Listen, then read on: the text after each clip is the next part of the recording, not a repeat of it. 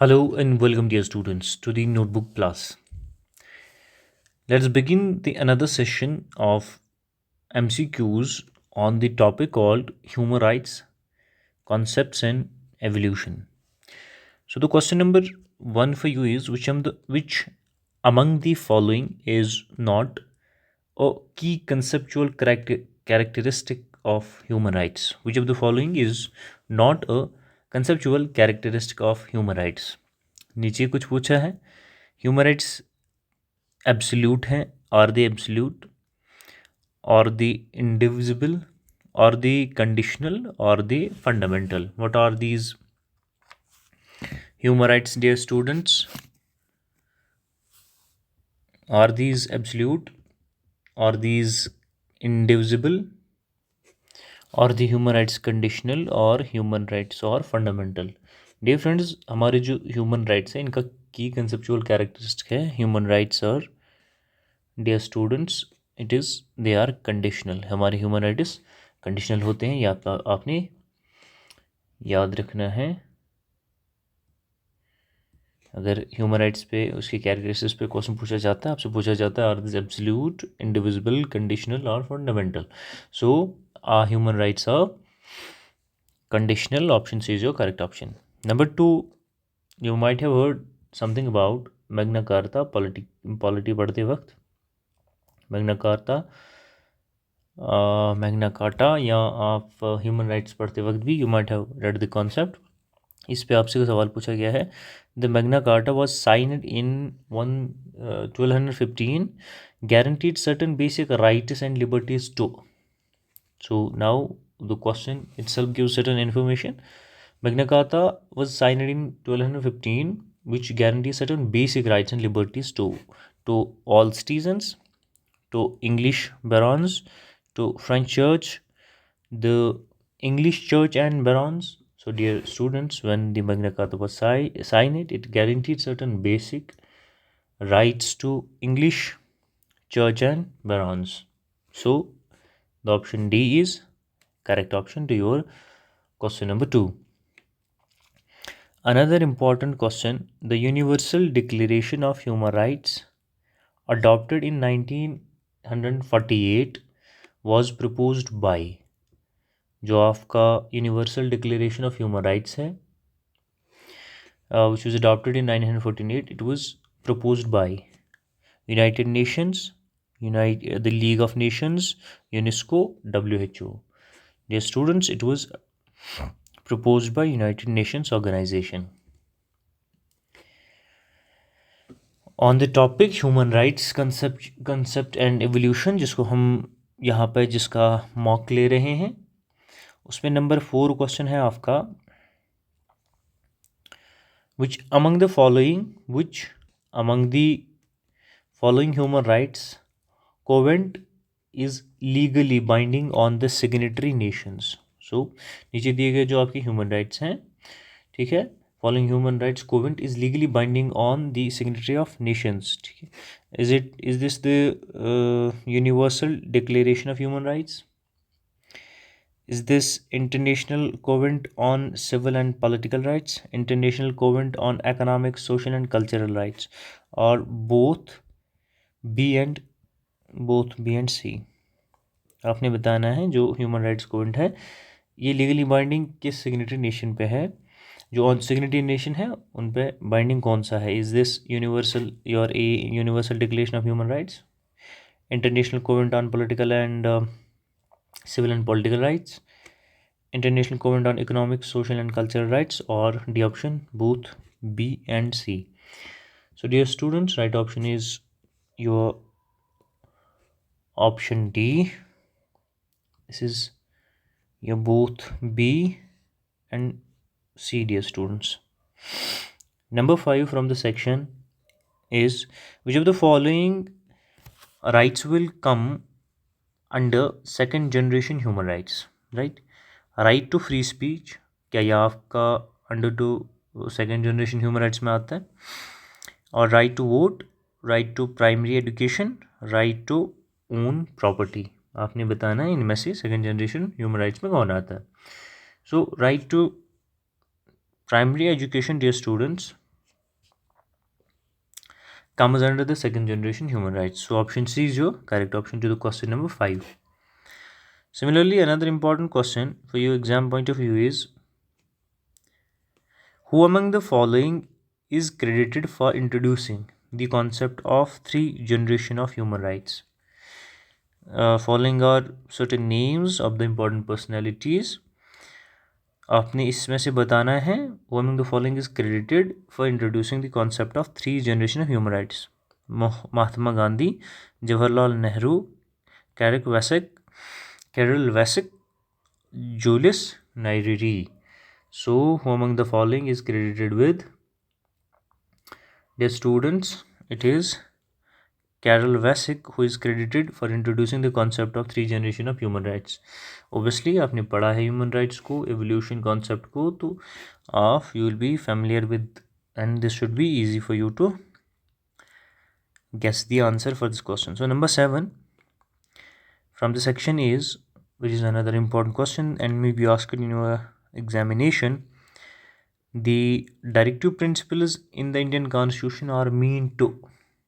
Directive principle जो आपके directive principles है उस पर क्वेश्चन है, in the Indian constitution are meant to enshrine fundamental rights. One directive principles, set development goals, protect minorities, promote world piece.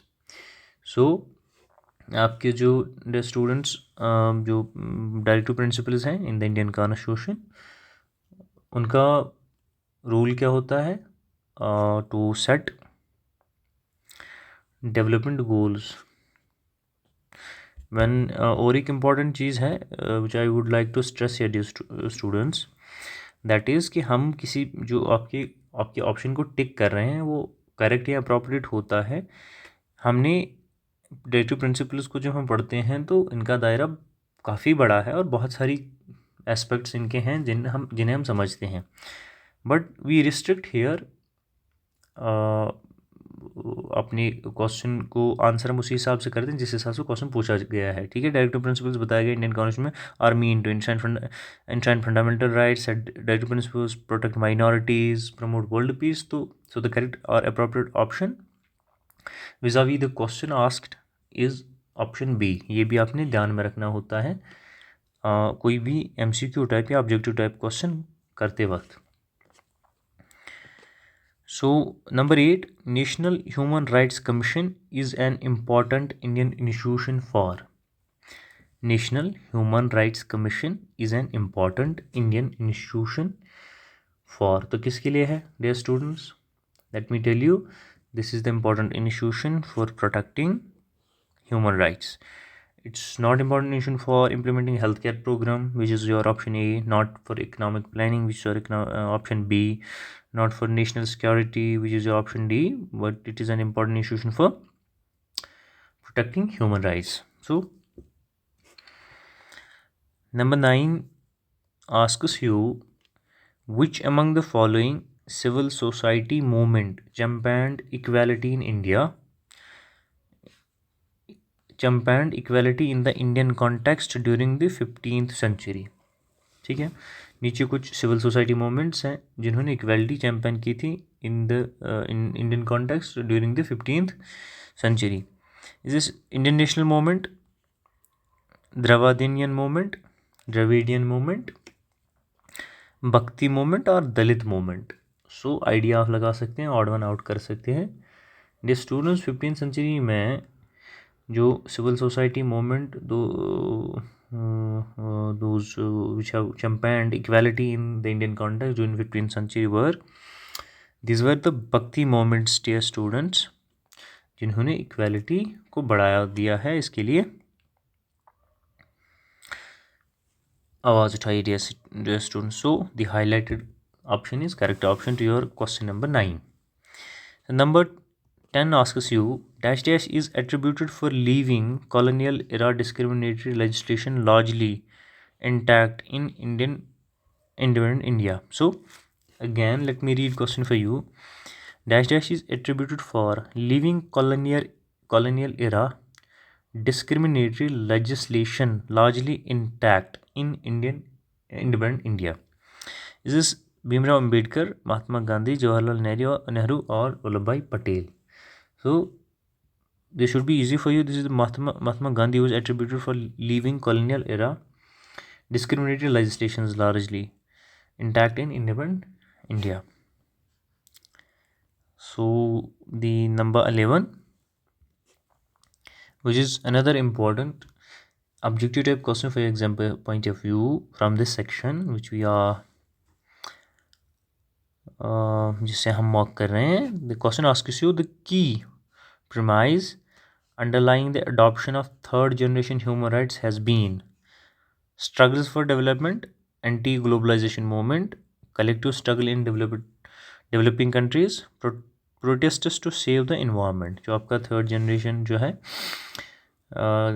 Human rights, third generation human rights जो है उसकी key premise में आपका what were the key premise underlying adopting for third generation human rights. So was the struggle for development, anti-globalization movement, collective struggle in developing countries, protests to save the environment. So dear students, it was collective struggle in developing countries, collective struggle in developing countries आपका third generation जो है. Number 12 asks you which among the following human rights treaties cover specific protection and development measures for vulnerable social groups facing discrimination. Let me read it again once for you. Option आप भी देख लें, question भी साथ साथ देख लें. Which among the following human rights treaties cover specific protection and development measures for vulnerable social groups facing discrimination? Is this third generation rights, second generation rights, first generation rights? Human rights do not cover such provisions. क्या इन generations में कोई cover कर रहा है vulnerable social groups को, those who are facing discrimination, और human rights कोई cover कर ही नहीं रहा. So dear students, this is the third generation rights human rights treaties which cover the specific protection and development measures for vulnerable social groups facing discrimination. Dear students, number 13, which among the following factors does not contribute to gap in human rights implementation? नीचे दिए गए में से कौन सा factor जो है that does not contribute to the gap in human rights implementation? Social attitudes and prejudice, right?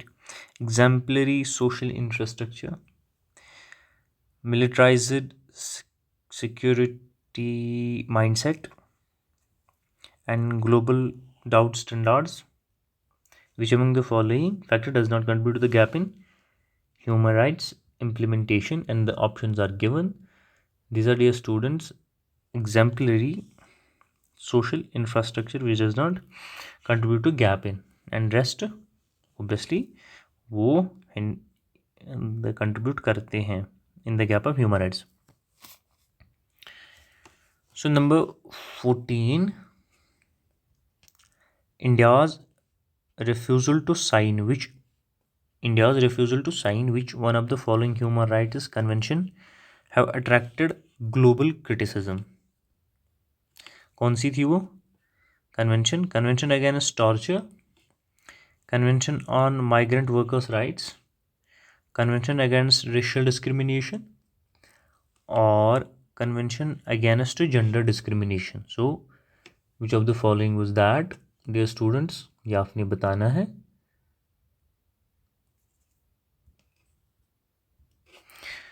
This is, dear students, convention against torture which India refused to sign. And what had happened, आपने अगर ये पढ़ी चीज़ें पढ़ी हैं तो this mock is just a recap, revision for you. If not, information बना के थोड़ा देख लें, कुछ चीज़ अच्छे से समझ में ना आ रही है तो then visit your source and recap things again so that कि आप करेक्ट या अप्रोप्रिएट क्वेश्चन कर पाएँ और स्कोप रहे कि आपसे कोई भी क्वेश्चन छूट ना पाए in your examination. So number 15, which one of the following provisions of the Indian Constitution covers fundamental civil liberties? कौन सा? Directive principle of state policy, fundamental duties, fundamental rights, और preamble. आपने क्या बताना है? क्वेश्चन आपसे पूछता है कि जो नीचे दिए गए में से कौन सा प्रोविजन है of Indian constitution which covers fundamental civil liberties and dear students, जो फंडामेंटल सिविल लिबर्टीज़ हैं these are covered by fundamental rights, dear students. So the highlighted option is your appropriate or correct option. Number 16, right to information in India is seen as essential for actualizing which category of right? Is this first generation right, second generation right, third generation right? Not related to rights, ठीक है, human rights. So the information in India is seen as essential for actualizing the category of right, and this is second generation rights, dear students. ठीक है, तो आपने यहाँ ध्यान रखना है. Again, number 17, the concept of human rights owes greatly to Indian freedom movement, American civil rights movement, aftermath of two world wars, French Revolution. This should be easier question for you, dear students. This should be, it is the जो concept of human rights है, so owes greatly to what? Aftermath of two world wars. Why? मैं इस वक्त हम यहाँ detailing में नहीं जाएंगे क्योंकि एक मॉक का सेशन कन्वर्ट हो जाएगा लेक्चर सेशन में. But if you have read the evolution human rights this chapter, तो आपने ये चीज़ें भी टच कर ली होंगी. So number 18 asks you which among the following civil rights leader supported human rights during India's freedom struggle? So which among the following civil rights leader supported human rights during the India's freedom struggle? Was this Bal Gangadhar Tilak, Bhagat Singh, Mahatma Gandhi और सुभाष चंद्र बोस? इनमें से कौन थे जिन्होंने जो human rights को support किया था, वो आपने बताना है. सो डियर स्टूडेंट्स, ये आपके महात्मा गांधी थे, civil rights leader who supported human rights during India's freedom struggle. Number 19 for you is, let me read it for you. The key function of United Nations Human Rights Committee is, आपने function बता देनी है. ठीक है, options आपके सामने हैं, screens पे हैं, आप पढ़ लें, ट्राई करें कि आप करेक्ट ऑप्शन गेस कर पा रहे हैं कि नहीं. सो the key function of United Nations Human Rights Committee, dear students, is to monitor domestic protection under the ICCPR. So the highlighted option is appropriate or correct option to your number 19. Similarly,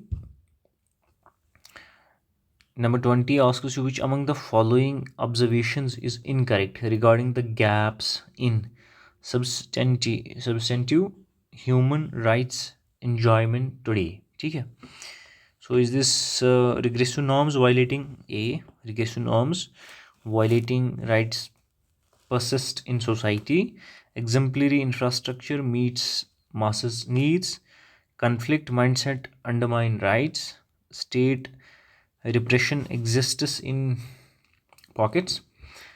So dear students, the question which asks you about the observations given below, which among the following is incorrect observation regarding the gap in substantive human rights enjoyment today? So this is your exemplary infrastructure meets masses needs. Exemplary, let me highlight it for you.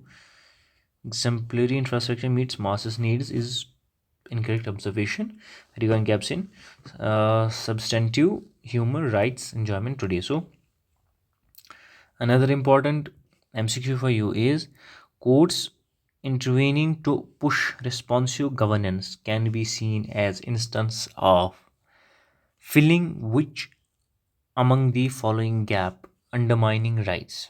तो वो आपने बतानी, infrastructural gap 1, legal gap, social norms gap और economic gap. So dear students, ये आपकी infrastructural जो gap है when courts intervene to push responsive governance, this can be seen as an instance of filling infrastructural gap. Confusion कोई नहीं. So number 22, which among the following factors underlies objection to perceived imposition of human rights language internationally, especially in former colonies? Again, let me read it for you. नीचे दिए गए में से नीचे जितने भी फैक्टर्स हैं इनमें से following factors which underlies objection to perceived imposition of human rights languages internationally, especially in former colonies: West-centric absorption, lack of domestic legal capacities, social backwardness, or state repression. Dear students, it is West-centric absorption, which is your correct option to 22. 23, as per the given excerpt, constructive critique of human rights frameworks reveal their diminishing relevance, highlight the need for more inclusive translation effort, prove the superiority of Eastern Value Framework, expose the limitation of United Nations as an institution. ठीक है, तो constructive critique of human rights framework जो है वो आपने बता देना है. It is dear students, highlight the needs for more inclusive translation effort. ठीक है, which constructive critique of human rights framework. Number 24, dear students, for you is, which among the following factors have not contributed to the evolution of human rights in India historically? This is socialist movement, Dalit movement, Hindutva groups, anti-caste, social reforms. So obviously this should be easy for you. This is Hindutva groups, though, who have not contributed to the evolution of human rights in India historically. So number 25, respectful cross-cultural dialogue on rights applications uphold. What they uphold, dear students, वो आपने बताना है. Civilizational superiority, value relativism, human dignity premises, or regressive norms. Obviously these are the human dignity premises which the respectful cross-cultural dialogues on rights applications, these uphold the human dignity, uphold these cross-cultural dialogue on right application. So this was the set of 25 important MCQs for your examination.